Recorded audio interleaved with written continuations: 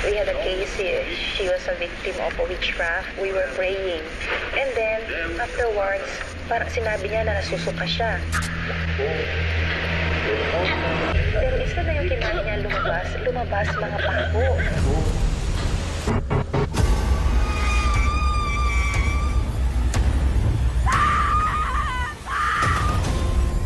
May mga matang nakamasid sa dilim, mga bulong na dumaraan sa hangin. Sila ang mga naiwan, mga kinalimutan, at magpahanggang ngayon, humihingi pa rin ng katarungan.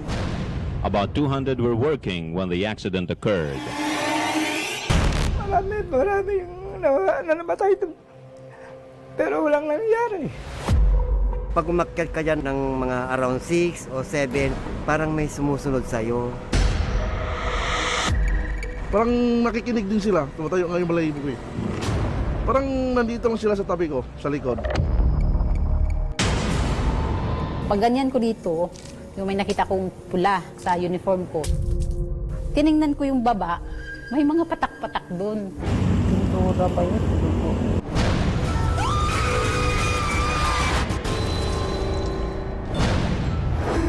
Ito po yung aking collection ng mga dolls. Aabot sila ng thousands.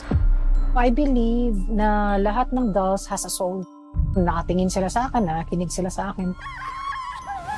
So binili sa akin yung ng buyer kasi gandang-ganda daw yung anak niya. Kaya lang, nung pagdating daw sa bahay, nung natutulog po ako, gusto ko pong dumilat, pero hindi ko po mamulat po talaga yung mata ko. May nakadagan sa akin na sobrang bigat po. Unang tingin ko lang po sa kanya, parang hinihigop niya po ako.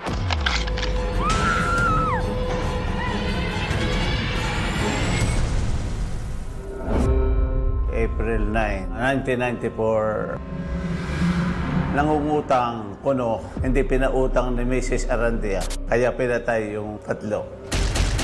It was actually massacre.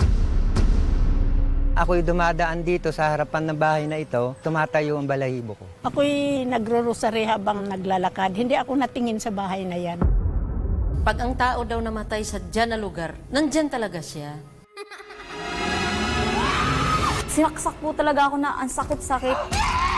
Hirap talaga ako matulog po dito sa bahay na to.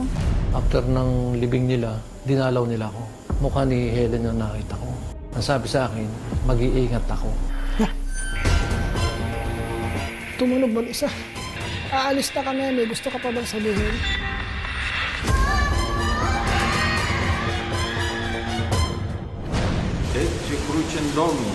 Ako kumuha kaagad ng plastic bag. So, lumapit ako sa kanya, itinapat ko yung plastic bag. Expecting na ang lalabas doon yung kinain niya. Pero isa na yung kinain niya lumabas.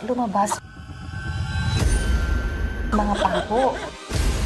Staple wires, thumbtacks, alambre. Yun ang lumabas sa kanyang lumabas sa kanyang ari. Ang tawag yan ay barang. Yung babae po ay bigla pong tumalon dito sa pew ng simbahan. Para may superpowers. Parang ganun po, no?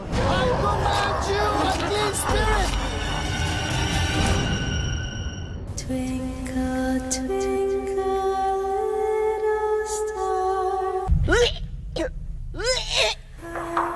Ala, kinaktok yung pinto. Lang may nakita ako. Ayaw nga! Ikaw!